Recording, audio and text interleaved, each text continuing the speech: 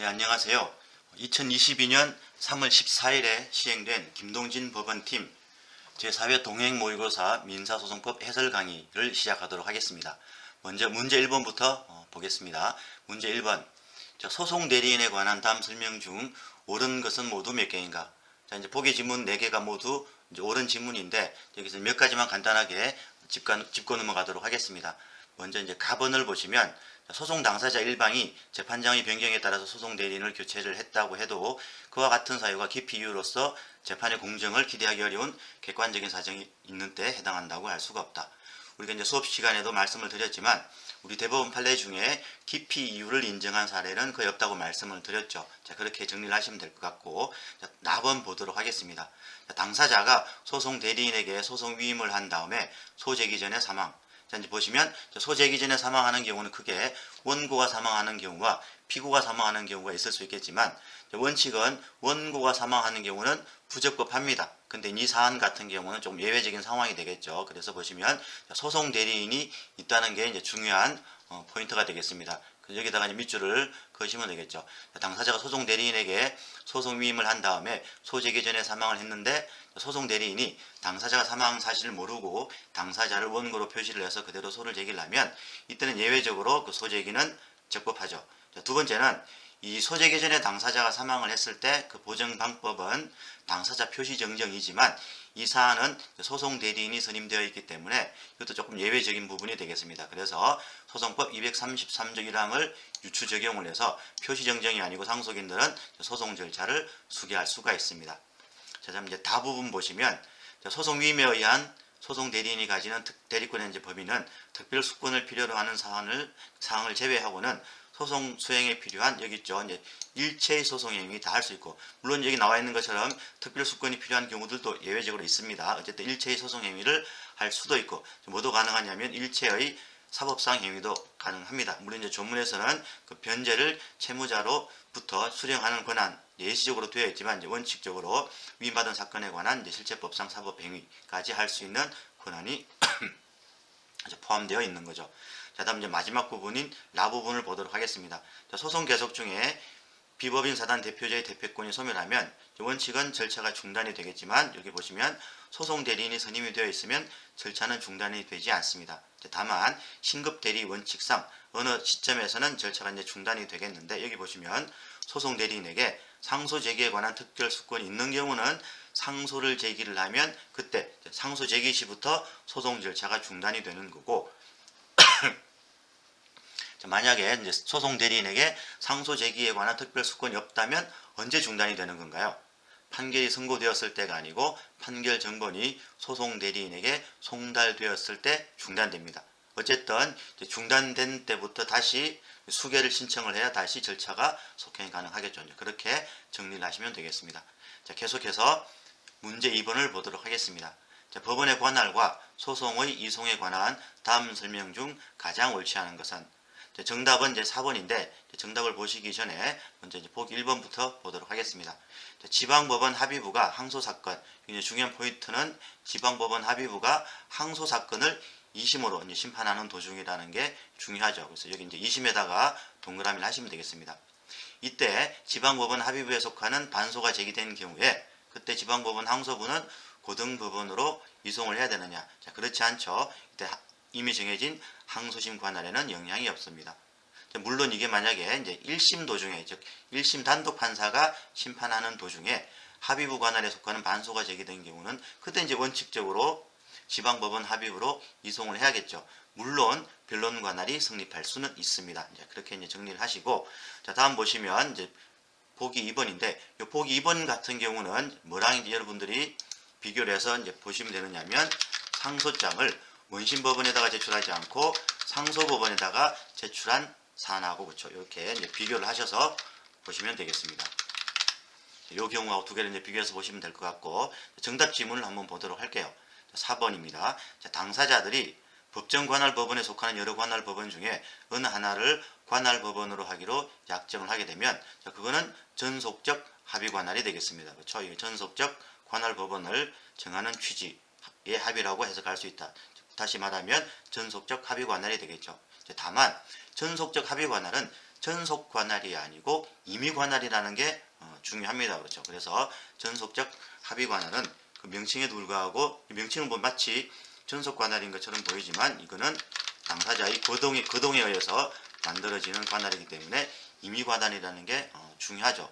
자, 그렇기 때문에 밑에 보시면 전속적 관할 합의가 있는 때 자, 법원은 공익사항의 필요가 있는 경우 사건을 다른 법원으로 어떻게 할 수 있다는 겁니까? 이송할 수가 있습니다. 왜냐하면 임의 관할이기 때문에 그렇죠. 물론 전속 관할이라면 이렇게 못하겠지만 이 전속적 관할 합의는 임의 관할이기 때문에 가능하다. 그렇게 정리를 하시면 되겠습니다. 자, 계속해서 문제 3번을 보겠습니다. 자, 소의 이익에 관한 다음 설명 중 옳은 것을 이제 모두 고른 것은, 물론 옳지 않은 지문은 다와 라인데 먼저 이제 옳은 지문 중에 몇 가지 이제 짚고 넘어가 보도록 할게요. 먼저 이제 가부분 보시면 건축공사 자체는 독립한 건물로 볼 수 있을 만큼 완성이 되었으나 그 적법한 사용에 이르기까지에 필요한 건축법상의 각종 신고나 신청 등의 모든 절차를 마치지 않은 채 소유권 보존 등기가 이루어진 경우.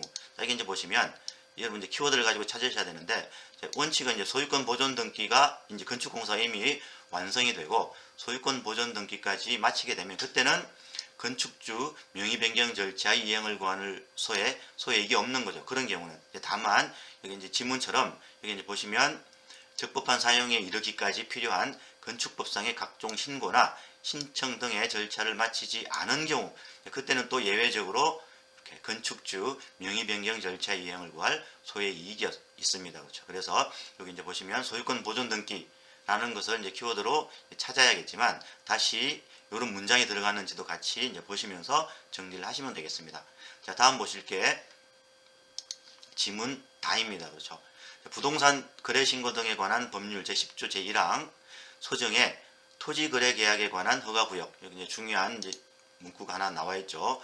토지 거래 허가 구역이라는 표현이 나와 있습니다. 그 토지에 대해서 매매 계약이 체결되었는데 아직 이제 계약을 체결할 당사자 중에 일방이 허가 신청 절차에 협력하지 않는 경우, 그때는 이제 잘 보시면 상대방 당사자는 협력 의무의 이행을 구할 소의 이익이 있습니다. 그렇죠. 이 부분이랑 여러분들이 이제 비교를 하셔서 보셔야 될 게 밑에 다부분 해설을 보시면 이에 반해서 허가가 아직 없잖아요. 그렇죠. 그때 매수인이 허가가 있을 것을 이제 관할청에 허가가 있을 것을 조건으로 해서 소유권 이전 등기 절차의 이행을 구하는 것, 즉 장래 이행 청구가 가능하냐, 이거는 안 된다고 보죠. 그래서 이제 이 부분이랑 이렇게 장래 이행 청구를 하는 경우하고 이렇게 밑에 위에 보시면 협력 의무 이행을 구하는 경우하고 이제 두 개를 비교를 하셔서 정리를 하시면 되겠습니다. 마찬가지로 라 지문도 조금 정리하실 필요가 있겠죠. 한 번도 기출 문제로 나오지 않은 판례이기 때문에 이 부분은 출제 가능성이 좀 있다고 생각을 합니다. 이제 보시면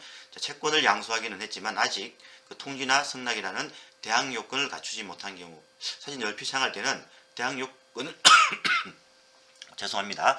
대항 요건을 갖출 것을 조건으로 해서 그 채무를 이행하라는 장래이해소가 가능하냐, 적법할 것 같지만 우리 판례는 적법하지 않다고 이제 보는 거죠. 그래서 이제 라 부분도 좀 같이 정리를 하시면 되겠습니다. 자, 그래서 옳지 않은 지문은 다와 라입니다. 자, 다음 계속해서 문제 4번을 보도록 하겠습니다. 자, 보조 참가에 관한 다음 설명 중 가장 옳지 않은 것은, 먼저 이제 정답 지문은 3번인데 옳은 지문은 2번도 먼저 이제 보도록 하겠습니다.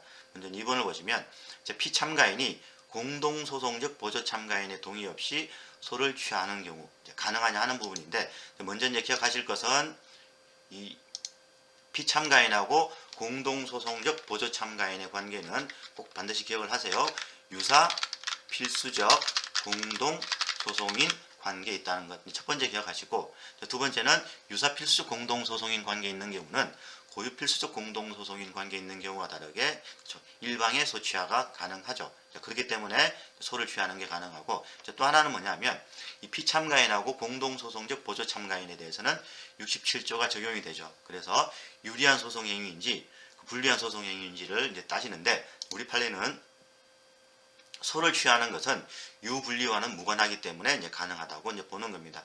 그 부분까지 좀 같이 이제 정리를 하시고, 자, 올라서 보기 1번 같은 경우도 꼭 좀 기억을 해 두시길 바랍니다. 이 보기 1번도 한 번도 출제가 되지 않은 판례이기 때문에 이제 출제 가능성이 높겠죠. 이 부분은 이제 이번에 2022년에 변호사 시험과 관련된 부분이기도 합니다. 그렇죠. 그래서 보시면 통상의 보조 참가인이 독립 당사자 참가를 하였다면 그와 동시에 보조 참가는 종료된 것으로 보아야 한다. 이것도 좀 잘 정리를 해두시고 이제 정답 지문을 한번 보도록 하겠습니다. 자, 공동소송적 보조 참가인은 상고를 제기하지 않은 채. 자, 그래서 이제 문제를 푸실 때 공동소송적 보조 참가인이 상고를 제기를 했는지 아니면 피참가인이 상고를 제기를 했는지를 잘 구분을 하셔야 되겠습니다. 어쨌든 이 사안은 공동소송적 보조참가인은 상고를 제기하지 않은 거죠. 자, 그래서 피참가인이 상고를 제기한 부분에 대해서 공동소송적 보조참가인이 상고 이유서를 제출할 수 있기는 한데 그때 상고 이유서 제출 기간 준수 여부는 누구를 기준으로 하느냐 하는 부분이죠. 이 경우는 당연히 공동소송적 보조참가인이 상고를 제기하지 않았기 때문에 공동소송적 보조참가인을 기준으로 판단하는 게 아니고 피참가인을 기준으로 판단하는 것이죠. 자, 그렇기 때문에 보기 3번이 옳지 않은 지문이 되겠습니다. 자, 다음 문제 5번 계속해서 보겠습니다. 기판력에 관한 다음 설명 중 가장 옳지 않은 것은 자, 이제 정답 지문은 2번인데 먼저 이제 지문 1번부터 한번 보도록 하겠습니다.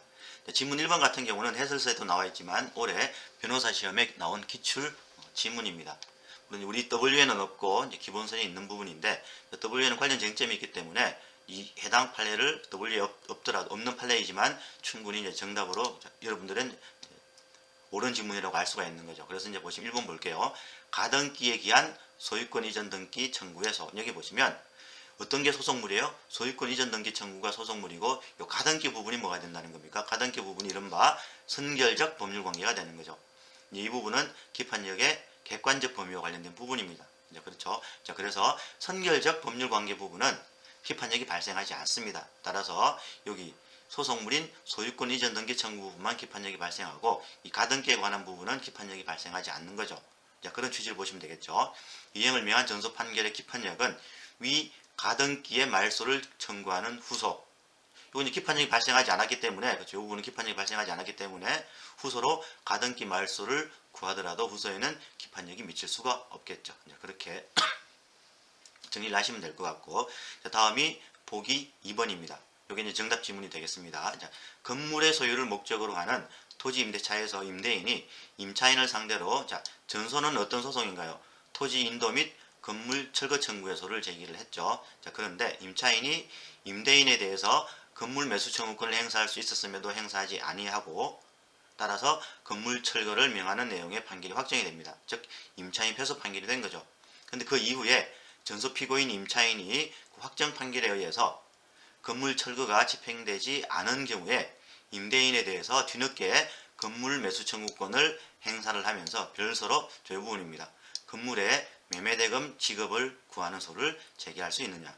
이른바 형성권이 되겠습니다. 그렇죠? 건물 매수 청구권이 형성권이 되는 거죠. 그래서 사실심 변론 종결일 전에 형성권인 건물 매수 청구권을 행사하지 않은 당사자가 패소 확정 판결을 받은 이후에 뒤늦게 건물 매수 청구권을 행사할 수 있느냐 하는 부분입니다. 자, 그래서 이 부분은 여러분들이 조금 이렇게 정리를 해주시면 되겠습니다. 자, 그래서 보시면 상계권하고 여기 나와 있는 것처럼 건물 매수 청구권은 실권되지 않습니다. 자, 이에 반해서 해제권이나 취소권, 그 뒤에 또 관련 문제가 나옵니다. 9번에 나오는데 백지 보충권, 요 세 가지는 실권이 됩니다. 자, 그래서 이렇게 두 가지하고 세 가지 이제 구분하셔서 보시면 될 것 같고, 또 하나 이게 당연한 부분이기도 해요. 전소는 토지 인도 및 건물 철거 청구의 소이고, 후소는 건물 매매대금 청구의 소입니다. 그래서 기판력이 작용하려면 전소와 후소의 소송물이 동일하거나 혹은 선결관계에 있거나 모순관계에 있어야 되는데 이 사안 같은 경우는 기판력이 작용하는 경우가 아니죠. 즉 소송물도 동일하지 않고 선결관계에 있지도 않고 모순관계도 있지도 않습니다. 따라서 기판력이 작용하지 않기 때문에 기판력의 시적 범위를 논할 필요가 없는 사안이라고 말씀을 드렸습니다. 어쨌든 여러분들이 빨리 이제 문제를 푸셔야 되기 때문에 말씀드린 것처럼 상계권하고 건물 매수 청구권은 실권되지 않고 해제권과 취소권, 백지 보충권은 실권이 된다. 그래서 이제 해치백 이렇게 암기하라고 말씀을 드렸죠. 자, 계속해서 문제 6번 보도록 하겠습니다. 자, 재판상 자백에 관한 다음 설명 중 가장 옳지 않은 것은 이제 정답 지문은 1번인데 이건 조금 이제 주의해서 보라고 말씀을 드렸습니다. 이제 보시면 법정 변제 충당의 순서를 정함에 있어서 기준이 되는 여기 이행기나 변제이익에 관한 사항은 얘는 그렇죠, 자백의 대상이 될 수 있습니다. 물론 이제 재판상 자백의 대상이 될 수 있는 것은 주요 사실의 하나입니다. 다만 어떤 부분 법정 변제 충당 순서 자체 그렇죠. 이 부분은 자백의 대상이 되지 않는 거죠. 그래서 두 개를 꼭 구분하셔서 보시고 또 하나는 요번에 이제 변호사 시험에 나온 판례입니다. 보기 3번이 되는 거죠. 이것도 이제 최신 판례일 뿐더러 올해 변호사 시험에 기출문제로 나왔기 때문에 좀 잘 정리를 해두실 필요가 있겠죠. 당사자 일방이 한 진술에 여기 밑줄 치시면 되겠습니다. 잘못된 계산이나 기재에 이와 비슷한 표현상의 잘못이 있고 그 잘못이 분명한 경우에는 자백이 성립할 수 없습니다. 자, 여기 이제 뭐하고 연결이 되느냐면 재판상 자백이 성립이 되려면 그렇죠? 여기 일치되는 진술이 있어야 되는데 우리 판례는 이렇게 잘못된 계산이나 기재, 이와 비슷한 표현상의 잘못이 있고 잘못이 분명한 경우는 서로 간의 진술에 일치가 없기 때문에 재판상 자백이 성립할 수 없다고 얘기를 하는 거죠. 그 두 개를 좀 잘 연결을 하셔서 보시면 되겠습니다. 자, 다음 문제 7번 보도록 하겠습니다. 다음 설명 중 가장 옳지 않은 것은 정답 지문은 보기 3번입니다. 항소권의 포기는 서면으로 하여야 하고 항소를 한 뒤에는 항소권을 포기할 수 없다. 아니죠. 항소를 한 뒤에도 항소권을 포기할 수 있고 항소를 한 뒤에 항소권을 포기하게 되면 항소 취하의 효력도 있는 거죠. 그렇게 같이 좀 이제 정리를 하시고 또 하나 여러분들이 이제 정리를 하실 게 보기 4번입니다. 보기 4번의 경우도 아직 한 번도 출제가 되지 않은 판례이기 때문에 조금 이제 정리를 해 두실 필요가 있을 것 같습니다. 자, 여기 이제 밑줄을 치시면 지급 명령에 대한 이의 신청 취하를 한 경우 아직 이의 신청 기간이 남아 있는 경우 그때 채무자는 다시 이의 신청을 할 수 있느냐? 우리 판례는 이의 신청을 할 수 없다라고 얘기를 해요. 그렇죠?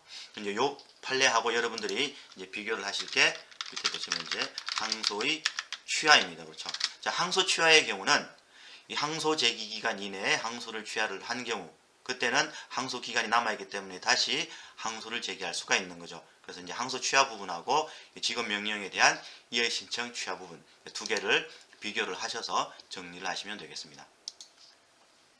자, 다음 문제 8번 보겠습니다. 외국 법원의 확정 재판 등의 승인에 관한 다음 설명 중 가장 옳지 않은 것은 이제 정답은 1번인데 이제 정답 1번의 경우는 이 작년에 최신 판례 즉 전원 합의체 판결이 나와서 판례가 변경이 되었죠. 그래서 중요하기 때문에 이 문제 1번 같은 경우는 보기 1번 같은 경우는 반드시 정리하시기 바랍니다. 그래서 이제 외국 법원에서 확정 재판 등을 한 경우 우리나라에서 이제 승인을 하려면 네 가지 요건이 필요하죠. 그 중에 하나가 보기 1번입니다. 즉 다시 말하면 이제 패소한 피고가 소장 등을 적법한 방식에 따라서 그 방어에 필요한 시간적 여유를 두고 송달을 받아야 되는데 그래서 이제 조문에 보면 피고가 소장 부본 등을 공시송달로 송달받은 경우는 승인 요건에 해당하지 않는다라고 되어 있는데 우리 판례 이제 과거 판례는 이 규정에는 공시송달로만 되어 있지만 보충송달로 송달받은 경우도 승인 요건에 해당하지 않는다고 했던 겁니다. 자, 그런데 이제 밑에 보시면 이 해설 부분을 보시면 이 작년 12월에 전원 합의체 판결을 통해서 변경이 된 겁니다. 이 부분 아주 중요하겠죠. 그래서 이제 보시면 과거 판례는 공시송달뿐만 아니고 보충송달도 제외한다고 판시를 했는데 최근에 전원 합의체 판결을 통해서 보충송달에 의한 송달은 적법한 방식에 의한 송달이라고 해서 변경이 되었습니다. 그래서 이 부분은 아주 중요하죠. 그래서 꼭 좀 정리를 해 두실 필요가 있을 것 같습니다. 자, 다음 계속해서 문제 8번 보도록 하겠습니다.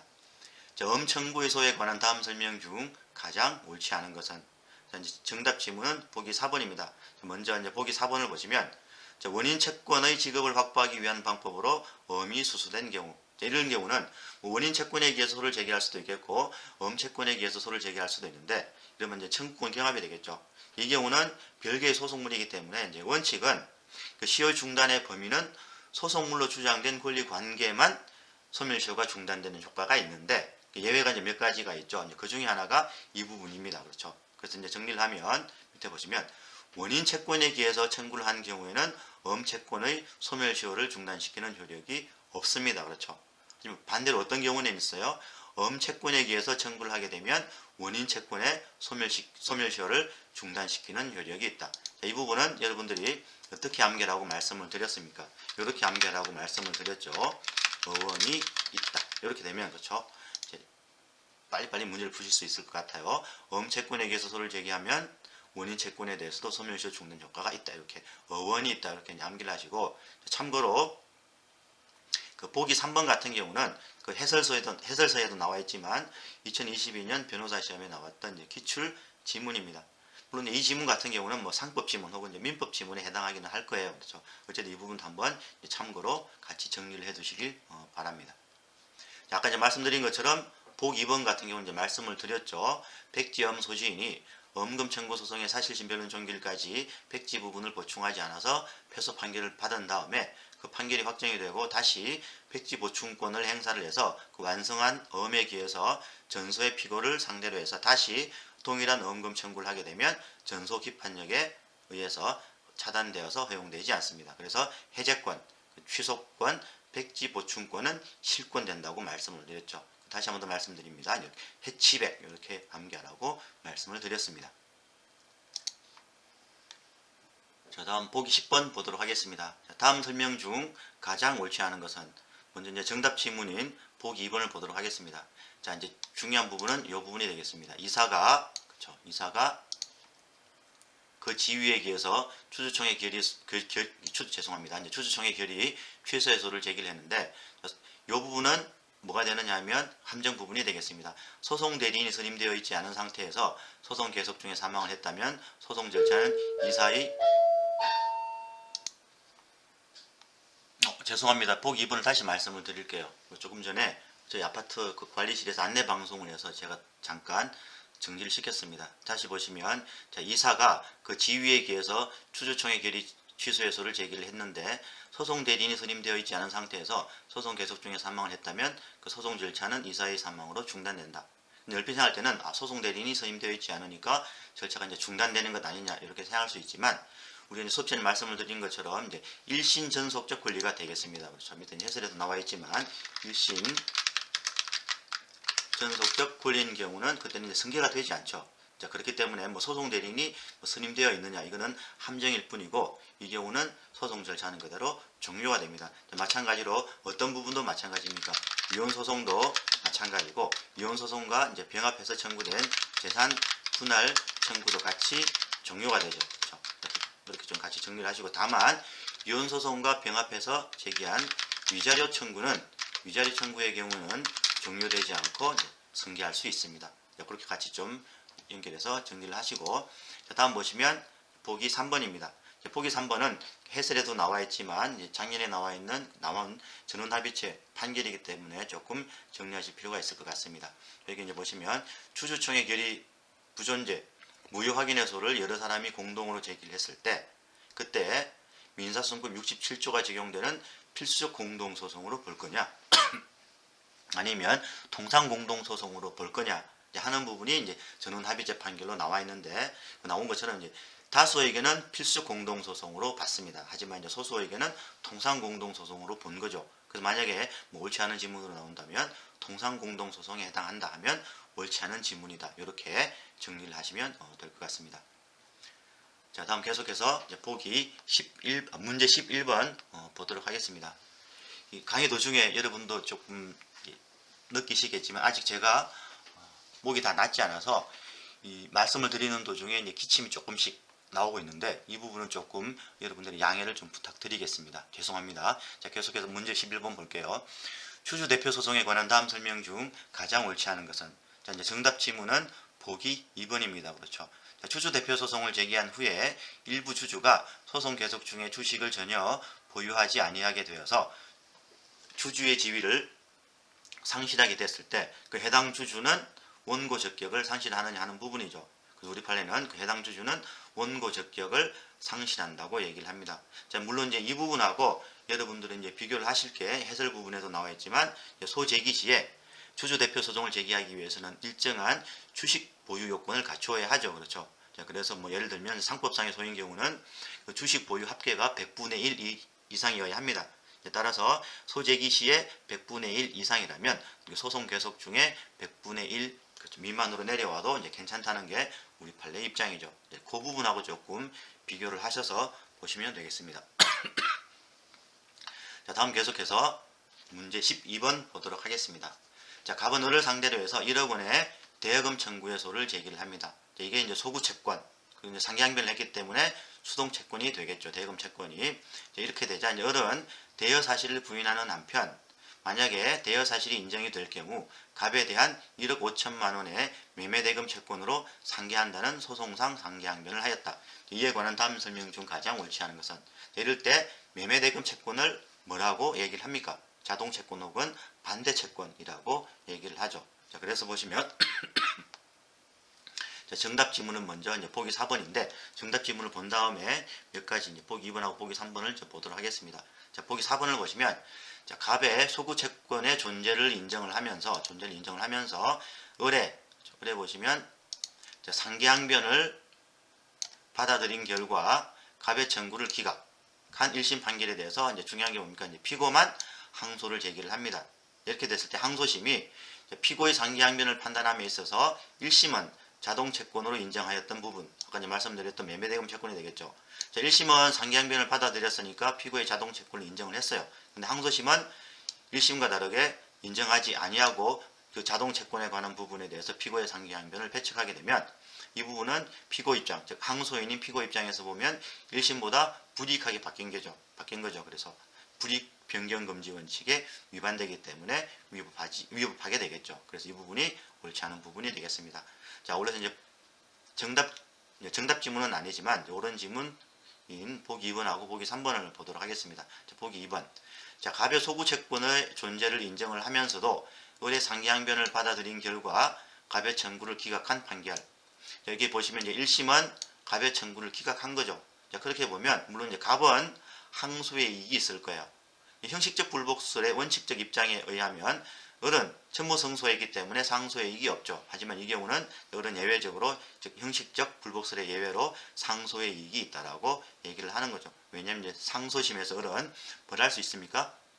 지금 을은 1심에서 성소했지만 자기가 가지고 있는 이제 자동채권을 상실하게 되는 거죠. 그래서 이제 을은 상소심에서 원고의 소구 채권의 존재를 다툴 수 있기 때문에 그렇습니다. 이제 그렇게 정리를 하시고, 자, 다음 보기 3번을 보시면, 을이 상기항변을 제출할 당시에 이미 반대 채권인 매매대금 채권에 기해서 소송을 별도로 제기해서 소송 계속 중인데, 그때 이제 특별한 사정이 없는 한 을의 소송상 상계 주장이 허용이 되느냐. 우리 판례는 이 부분과 관련해서 이른바 중복소송 금지 제도를 유추 적용할 수 있느냐 라고 했을 때 우리 판례는 중복소송 금지 제도를 유추 적용하지 않기 때문에 이러한 주장이 허용이 된다는 입장입니다. 자, 그렇게 정리를 하시면 될 것 같습니다. 자, 계속해서 문제 13번 보도록 하겠습니다. 자, 당사자 적격에 관한 다음 설명 중 가장 옳지 않은 것은, 자, 정답 지문은 보기 3번이 되겠죠. 자, 비록 여기 이제 보시면 집행권원상의 청구권이 양도가 되어서 양수인이, 그렇죠, 여기 이제 보시면 양수인이 승계 집행문을 부여를 받게 됩니다. 자, 이럴 때 청구예의의 소를 제기를 하려고 할 때 누가 피고 적격자냐 하는 거죠. 자, 이미 집행권원이, 그렇죠, 양도인에서 양수인에게 넘어갔기 때문에 양수인이 집행채권자가 되겠죠. 따라서 양수인이 피고 적격자가 되는 겁니다. 자, 그렇기 때문에 보시면 양수인을 상대로 청구이해소를 제기를 하게 되면 피고 적격이 없는 자를 상대로 한 소송이고, 양도인이 여전히 피고 적격자이다. 아니죠. 양도인이 아니고 지금은 양수인이 집행채권자이기 때문에 청구이해소의 피고 적격자는 양수인이 되겠습니다. 자, 그렇게 정리를 하시길 바랍니다. 다음 문제 14번 볼게요. 채권자 대위 소송과 사행위 취소소송에 관한 다음 설명 중 가장 옳지 않은 것은, 이제 정답 지문은 보기 1번인데, 이 정답 지문의 경우는 우리 이제 동행팀 실강생 분 중에 이렇게도 볼 수 있는 것 아니냐 질문하신 부분이 있어서 한번 출제를 해봤습니다.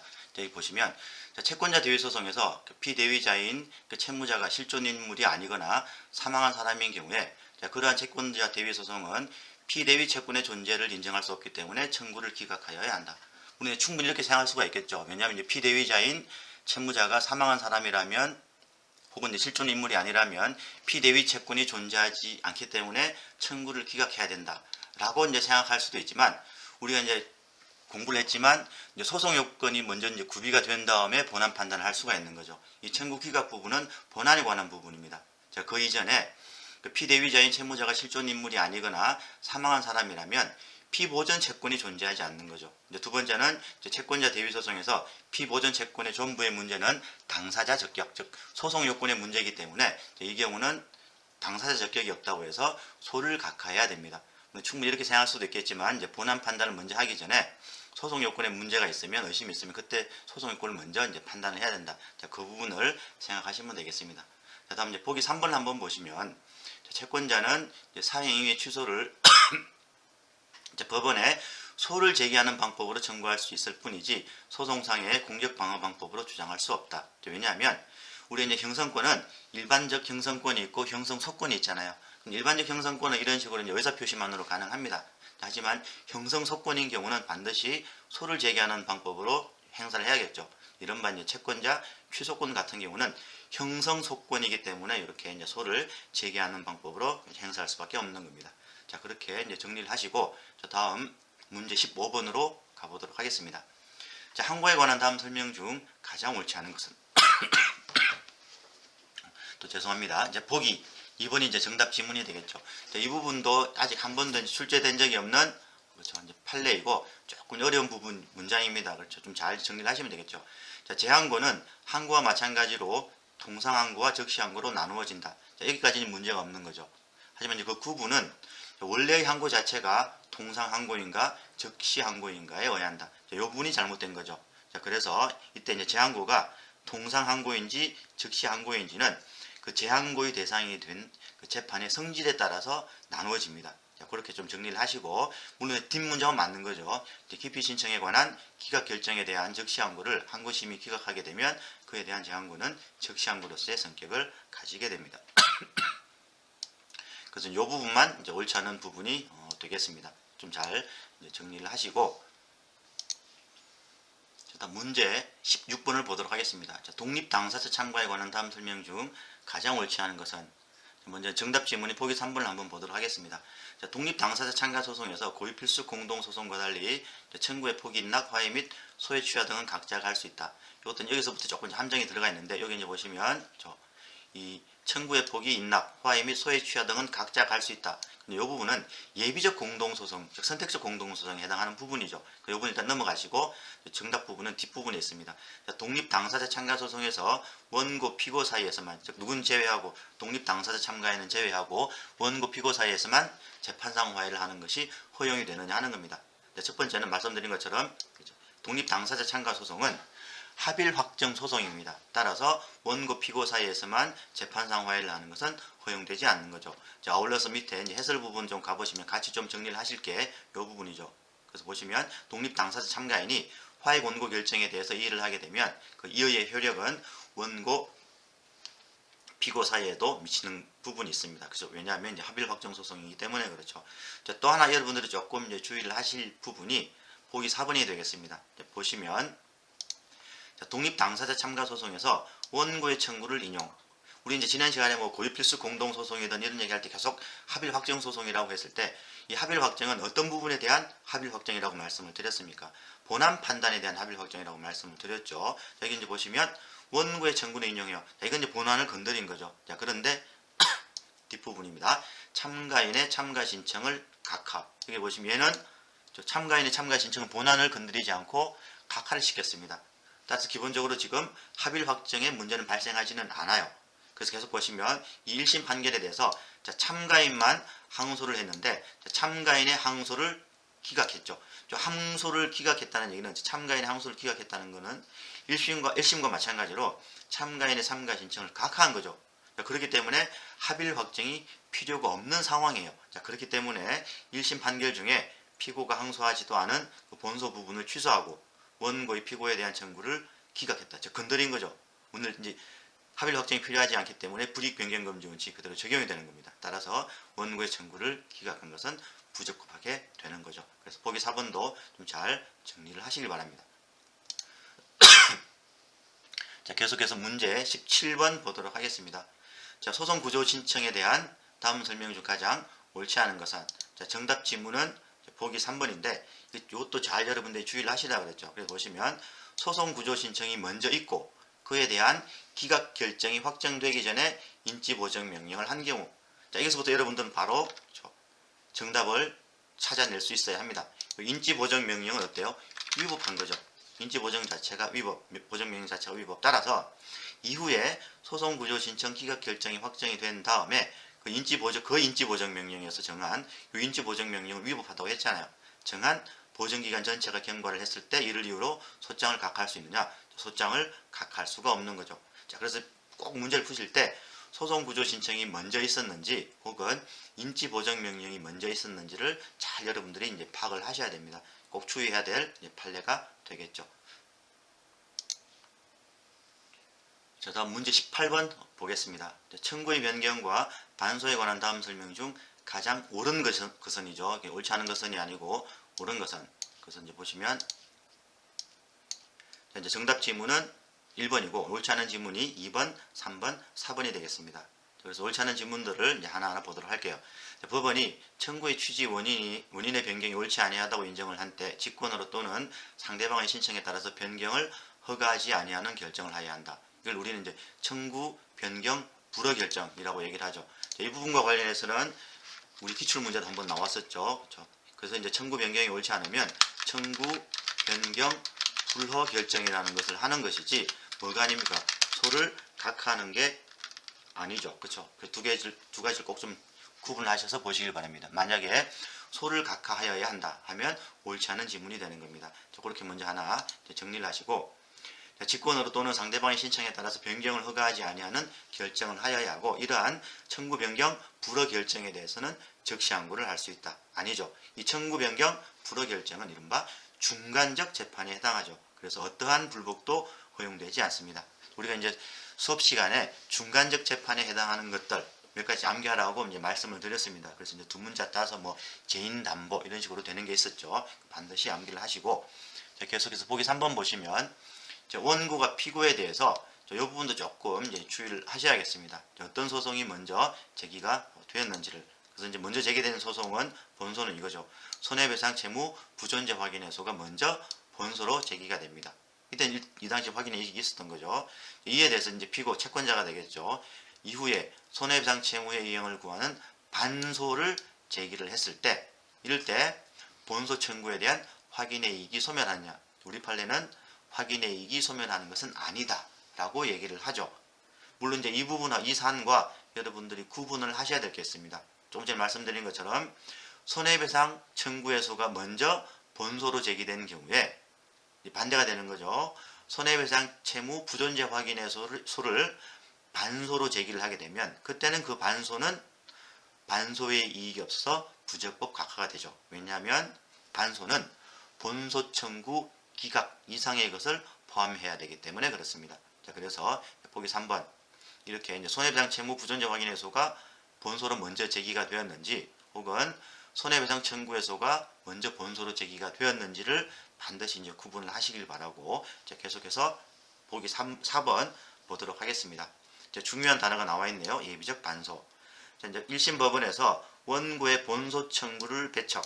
이제 예비적 반소라는 것은 원고의 본소 청구가 인용될 것, 그때를 대비해서 반소에 대해서 판단해 달라고 하는 거죠. 따라서 뭐 본소 청구가 기각이 되거나 본소 청구가 각하된 경우에는 예비적 반소에 대해서는 판단 불효입니다.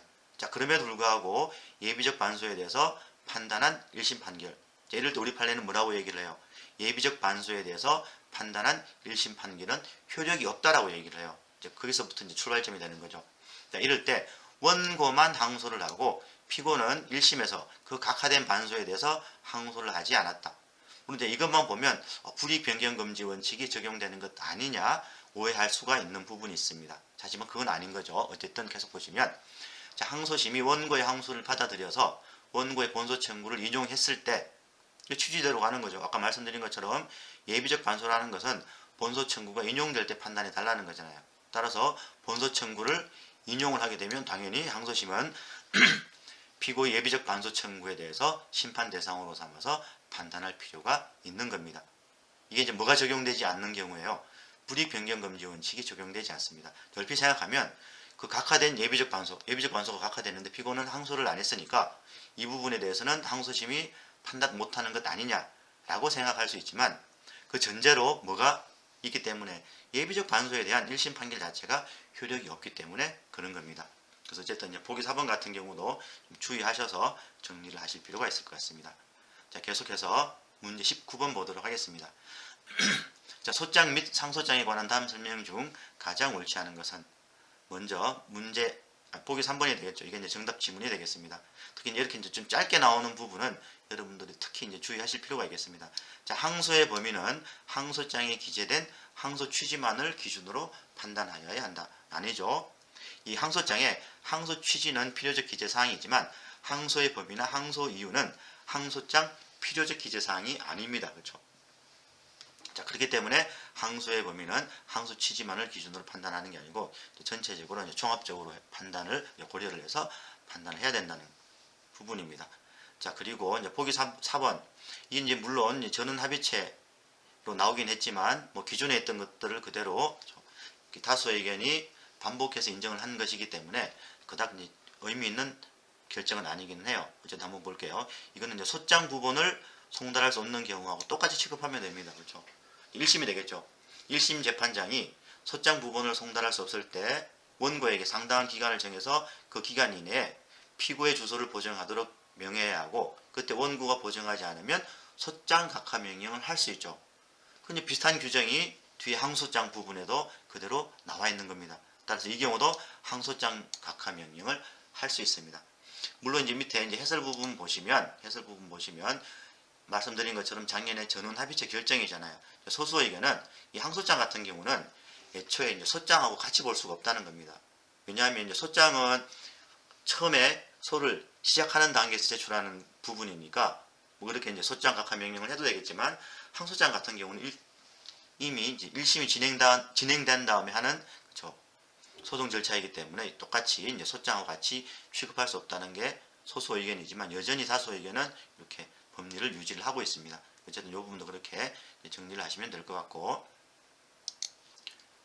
자, 그래서 문제 20번 이제 볼게요. 이제 송달에 관한 다음 설명 중 가장 옳지 않은 것은 정답 지문은 이제 2번입니다. 이제 2번 지문은 밑에 이제 해설 부분을 보시면 이미 이제 기출 지문으로 나왔던 그렇죠, 판결 요지가 있습니다. 그래서 같이 이 부분 이제 관련된 부분이기 때문에 제가 출제를 했으니까 이 부분도 같이 보시면 되겠죠. 말씀드린 것처럼 이 앞부분이 이미 그렇죠, 우리 이제 기출 문제로 이제 출제가 된 거죠. 작년에 이제 보시면 사망자에 대한 송달은 위법하기 때문에 원칙적으로 무효이지만 그 사망자의 상속인이 현실적으로 송달 서류를 수령한 경우 여기서 이제 우리는 뭘 유추해낼 수 있습니까? 사망자에 대한 교부 송달이라는 것을 유추해낼 수 있는 거죠. 왜냐하면 상속인이 현실적으로 그 송달 서류를 수령했다는 얘기는 교부 송달이 되는 겁니다. 그때는 이제 하자가 치유가 되어서 그 송달은 그때 상속인에 대한 송달로서 효력이 발생한다. 여기까지가 이미 작년 기출 문제로 나왔고 또 하나 이제 판결 요지가 뒷부분입니다. 그렇기 때문에 뒷부분도 여러분들이 조금 이제 정리를 해두실 필요가 있는 거죠. 압류 및 전부 명령 정본의 송달이 이미 사망한 제3채무자에 대해서 실시가 되었다고 해도 그 상속인이 현실적으로 그 압류 및 전부 명령 정본을 수령을 하게 되면 그때는 상속인에 대한 송달로서 효력을 발생한다. 이렇게 조금 이제 정리를 하시면 되고, 두 번째는 이것도 제가 이제 수업 시간에 잠깐 말씀을 드렸지만 몇 가지 이제 구분하실 게 있죠. 지금 사안 같은 경우는 사망자에 대한 교부 송달, 정확하게 송달인데 교부 송달이 되는 거고, 두 번째는 이 부분하고 이제 비교를 하실 게 사망자, 물론 이제 재소전 사망자가 되겠습니다. 재소전 사망, 좀 더 정확하게 말하면 재소전 사망자에 대해 사망자라는 것을 간과한 판결. 얘는 당연 무효죠. 이 부분하고 또 하나 사망자에 대한 공시송달. 죄송해요, 사마자가 아니죠. 사망자에 대한 공시송달. 이렇게 이제 키워드를 가지고 좀 구분하시면 됩니다. 보신 것처럼 이 보기 2번처럼 사망자에 대한 교부송달은 원칙은 무효이지만 상속인이 현실적으로 수령하게 되면 유효일 수 있다. 이렇게 이제 정리를 하시면 되고, 이에 반해서 재소전 사망자라는 것을 간과하고 판결을 선고하면 당연 무효다. 그래서 이어지는 법리가 있죠. 상소도 안 되고 재심도 안 된다. 그 부분이랑 두 번째는 사망자에 대한 공시송달도 무효이다. 이렇게 조금 구분을 하셔서 정리를 하시면 될 것 같습니다. 자, 다음 문제 21번 보도록 하겠습니다. 자, 갑은을을 상대로 해서 대금 청구해소를 제기를 하고 대여 사실을 증명하기 위해서 그 을 명의의 차용증을 서정으로 제출을 하였다. 이에 관한 다음 설명 중 가장 옳지 않은 것은, 먼저 이제 정답 지문인 4번을 본 다음에 보기 4번도 한번 같이 보도록 하겠습니다. 스정의 진정 성립에 관한 자백은 주요 사실에 관한 자백이기 때문에 차용증의 진정 성립을 자백한 을은 자유롭게 철회할 수 없다. 물론 이 경우는 이 차용증의 진정 성립을 인정을 했다가 즉 자유롭게 처리할 수 있는 이른바 자백의 구속력이 발생하느냐 하는 거죠. 우리 판례는 자백의 구속력이 발생한다라고 얘기를 해요. 하지만 이제 원칙은 자백이라는 것은 주요 사실이 되겠죠. 주요 사실에 대해서만 자백이 성립하고, 그리고 그 자백이 성립하면 자유롭게 처리할 수 없다는 자백의 구속력이 발생을 하는데, 우리 판례는 특이하게도 진정 성립에 관한 사실은 어떤 사실입니까? 이 부분이 잘못된 거죠. 주요 사실이 아니고 보조 사실에 관한 자백이지만 어떻게 마치 주요 사실에 관한 자백인 것처럼 자백의 구속력이 있다라고 하는 겁니다. 근데 이런 부분은 문제 이제 빨리 푸시다 보면 이 부분을 놓치게 되면 이건 옳은 지문 아닌가라고 이제 오해를 할 수가 있는 거죠. 그렇게 조금 이제 급하게 푸시지 마시고 그렇게 실수하시면 큰 이제 문제가 될 수가 있잖아요. 그래서 이렇게 이런 부분들도 이제 차근히 한번 보시고 넘어가시면 되겠습니다. 그래서 이 부분이 잘못됐죠. 보조 사실로 이제 고치시면 되겠습니다. 자, 그래서 이제 보기 3번 한번 볼게요. 자, 차용증이 채무자 을이 백지로 된 문서에 날인한 후에 을이 아닌 자에 의해서 백지 부분이 보충되었음이 밝혀진 경우, 이제 통상의 경우는 완성 문서인 상태에서 날인을 하는데, 이 경우는 을이 백지 문서인 상태에서 날인을 한 거죠. 그리고 나중에 백지 부분이 보충되었다는 게 밝혀지면 이 부분 읽었을 때 이제 여러분들은 뭘 떠올리면 되겠습니까? 사문서의 진정 추정의 이제 2단계 추정이 복멸된 경우라고 떠올리면 되겠죠. 이렇게 이제 2단계 추정이 복멸이 되면 원칙으로 돌아가서 가백의 증명 책임이 있는 거죠. 따라서 백지 문서 또는 미완성 부분이 정당한 권한에 기해서 보충되었다는 점에 관해서는 그 문서의 진정 성립을 주장하는 자인 가백의 증명 책임이 있다. 그래서 옳은 지문이 되겠죠. 물론 이 부분이 어떻게 나오면 옳지 않은 지문이 되는 거야. 백지 문서 또는 미완성 부분이 정당한 권한에 기해서 보충되지 않았다는 점에 대해서 그 문서의 진정 성립을 다투는 자인 을에게 증명 책임이 있다. 이렇게 되면 옳지 않은 지문이 되는 겁니다. 그렇게 이제 옳지 않은 지문 형태로도 기출된 적이 있기 때문에 어울러서 같이 좀 연습을 하시면 되겠습니다. 자, 다음 문제 22번입니다. 항소와 상고에 관한 다음 설명 중 가장 옳지 않은 것은, 자, 그래서 이제 정답 지문인 보기 2번을 보도록 하겠습니다. 자, 상고 이유서 제출 기간이 도과된 이후에 비로소 상고 이유서가 제출된 경우, 이제 원칙은 이 상고 이유서 제출 기간 경고에 주장이 되면 상고 부분 1을 판단해서는 안 되겠죠. 다만 어떤 부분은 판단해야 된다는 겁니까? 직권 조서 사항인 경우는 상고 이유서 그렇죠. 상고 이유서 제출 기간이 경과된 이후에 이제 제출이 되더라도 직권 조서 사항인 경우는 판단을 해야 된다는 건데, 이 부분 같은 경우는 여기 직권 조서 사항이라는 문구가 들어가 있지 않지만 어떤 부분을 통해서 직권 조서 사항이라는 것을 여러분들은 아실 수가 있는 겁니까? 매매 예약 관결권의 제척 기간. 이 제척 기간이라는 말이 나왔으니까 얘는 직권 조서 사항이다 라는 말을 이제 떠올리면 문제를 쉽게 푸실 수가 있는 거죠. 매매 예약 관결권이 제척 기간의 도과로 인해서 소멸되었다는 주장이 상고 이유서 제출 기간 경과 후에 주장이 되었다면 그때는 상고 법원은 직권 조서 사항이기 때문에 이를 판단해야 하죠. 그래서 옳지 않은 지문이 되는 겁니다. 자, 다음 문제 23번 보도록 하겠습니다. 자, 선정 당사자에 관한 다음 설명 중 가장 옳은 것은입니다. 그렇죠. 옳지 않은 것은이 아니죠. 보기 1번. 자, 선정의 효력은 선정을 한 당해 심급의 판결 정본이 선정 당사자에게 송달될 때까지만 계속된다. 자, 이 부분은 어떤 부분하고 여러분들이 헷갈리면 안 되겠습니까? 소송 대리인과 헷갈리시면 안 되겠죠. 자, 소송 대리는 심급 대리 원칙이 적용되기 때문에 상소 제기 특별 수권이 없다면 그 해당 심급의 판결 정본이 소송 대리인에게 송달이 되었을 때 소송 대리권은 소멸하죠. 자, 이에 반해서 선정의 효력은 그렇지 않습니다. 이 부분이 이제 소송 대리인하고 차이점이죠. 그 선정의 효력은 신급 제한 등의 약정이 없다면 원칙적으로 언제까지 소송이 종료될 때까지 그렇죠? 선정의 효력은 계속됩니다. 두 개를 좀 비교를 하세요. 이제 소송 대리인하고. 자, 다음 보기 2번입니다. 선정 당사자 본인에 대한 부분에 소가 취하되거나 판결이 확정. 여기 이제 밑줄 치시면 되는데, 원래 이제 선정 당사자 선정의 요건이 공동의 이해관계가 있어야 하잖아요. 그렇죠? 근데 만약에 소송 도중에 선정 당사자 본인에 대한 부분에서가 취하되거나 판결이 확정이 되게 되면 공동의 이해관계가 소멸됩니다. 자, 그렇게 되면 당연히 선정 당사자는 선정 당사자의 자격을 상실하게 되는 거죠. 근데 상실하는 것이 아니다고 했기 때문에 옳지 않은 지문이 되는 거고, 자, 다음이 보기 4번입니다. 자, 가처분 신청 절차에서 이루어진 선정 행위의 효력은 어디까지 지속이 되느냐, 미치느냐 하는 부분인데, 이 부분도 여러분들이 조금 이제 주의를 하셔야겠죠. 이제 수업 시간에도 말씀을 드린 것처럼 밑에 해설 부분 가시면, 자, 제소명령 신청 사건이라는 게 있고 가처분 결정 취소 신청 사건이라는 게 있죠. 그래서 여기 이제 보시면 제소명령 신청을 해서 법원에서 본안의 제소를 하라고 제소 명령을 했음에도 불구하고 채권자가 본안 소송을 제기하지 않았을 때 하는 게 가처분 결정 취소 신청 사건입니다.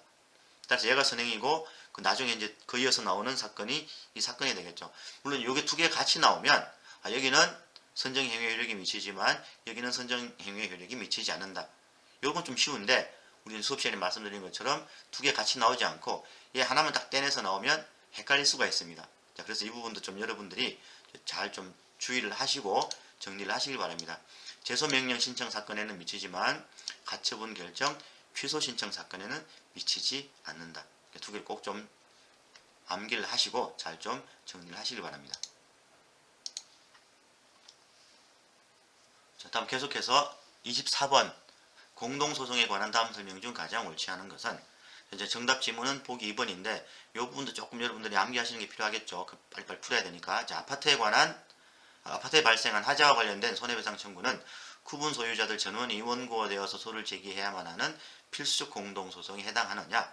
우리 판례는 그렇지 않다라고 얘기를 하죠. 그래서 그 구분 소유자들은 각 지분에 기해서 그 지분만큼 손해배상 청구를 할 수 있다라고 얘기를 해요. 그래서 뭐 단독 청구를 할 수도 있고 혹은 공동으로 청구를 하게 되면 통상 공동소송이 되겠죠. 자, 그렇게 이제 보시고, 자, 아울러서 이제 보기 4번인데 작년에 이제 우리 시험에 기출문제로 나왔죠. 거기 밑에 이제 세 번째 줄 가시면 우리 81조에 따라서 소송에 권리승계 참가를 했을 때 이제 첫 번째는 원고는 소를 취하를 하던 소송에서 탈퇴할 수가 있는 거죠. 자, 그런데 원고가 승계 참가인의 승계 여부에 대해서 다투지 않으면서도 여기 보시면 소송에 그대로 남아 있을 때, 자, 그럴 때 그 기존의 원고하고 그 승계 참가인 사이의 관계가 어떻게 되느냐 하는 거죠. 그 예전 판례는 통상 공동소송 관계에 있다라고 했지만 최근에 전원합의체 판결이 나온 거죠. 이제 변경이 된 겁니다. 이 경우는 합일 확정이 필요하기 때문에 필수적 공동소송에 관한 67조가 적용된다라는 것으로 이제 판례가 변경이 되었죠. 이 부분도 좀 같이 정리를 하시길 바랍니다. 물론 이제 한번 작년에 시험에 나왔지만 이제 중요한 판례이기 때문에 또 출제될 가능성이 좀 높다고 생각을 해요. 다음 마지막 문제인 25번 보도록 하겠습니다. 판결 형정에 관한 다음 설명 중 가장 옳지 않은 것은, 보기 1번 같은 경우는 아까 앞에서 보셨던 송달 부분에 연결되는 지문이니까 같이 좀 보시면 될 것 같고, 자, 이제 정답 지문인 보기 3번을 먼저 보도록 하겠습니다.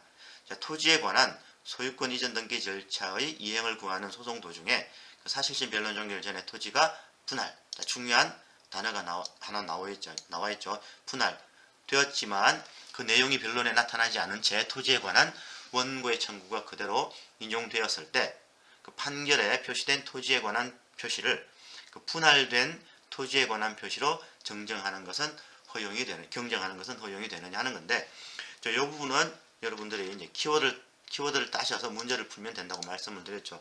자, 그래서 분할이란 말이 나올 수 있고, 밑에 해설에도 나와 있긴 합니다. 그렇죠?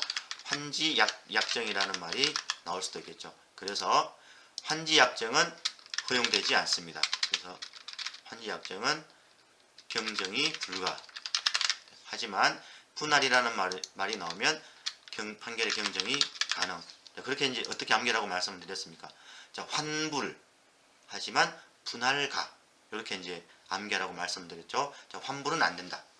나중에 분할은 가능하다. 이런 식으로 정리를 하시면 되겠죠. 그래서 이 부분도 키워드를 따셔서 잘 좀 정리를 하시고, 자, 마지막 보기 4번, 이것도 조금 여러분들이 이제 주의를 하실 필요가 있겠죠. 이제 보통의 경우는 당사자가 어떤 신청을 했을 때 법원에서 신청을 기각하게 되면 불복이 가능한데 얘가 예외입니다. 그렇죠? 그래서 보시면 경정신청 기각 결정에 대해서는 원칙적으로 불복이 허용되지 않죠. 그래서 불복이 허용되지 않기 때문에 예외적으로 뭐만 가능한 겁니까? 특별항고만 허용이 되는 겁니다. 그래서 보기 4번 같은 경우도 일반적인 경우가 좀 예외적인 부분이기 때문에 좀 잘 정리를 하실 필요가 있을 것 같습니다. 자, 이것으로 제4회 동행 실전 모의고사 민사소송법 해설 강의를 마치도록 하겠습니다. 네, 모두 모의고사 보신다고 수고하셨습니다. 네, 감사합니다.